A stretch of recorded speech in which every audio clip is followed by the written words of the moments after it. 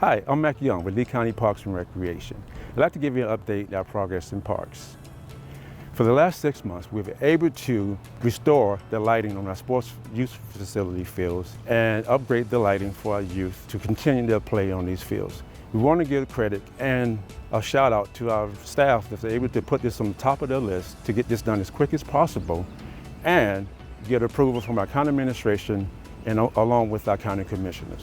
We assume the responsibility of the Lee County Civic Center with our amazing staff and a couple of our departments. I want to give a shout out to DOT and also the facility department. They did a lot of upgrades, a lot of changes to make it possible to continue all the events throughout the year at this facility. We also assume responsibility of the Ag Expo. It was amazing. We had several different departments. Almost the whole county participated in this program. It was a great hit. We had over 80,000 people within an 11-day span. Thank you for doing that. We look forward to next year for the same help that we need so we can make sure that it's a great event once again. We also want to give an update about two very important facilities that we opened. We opened the Crescent Beach Family Park in Fort Myers Beach, and also we opened up the Waxahachie Rec Center, which is currently hosting summer camp throughout the summer. We're here at Lakes Park. We want to give you an update about Lakes Park. Both splash pads received tremendous damage, over $1 million each in damages from Hurricane Ian.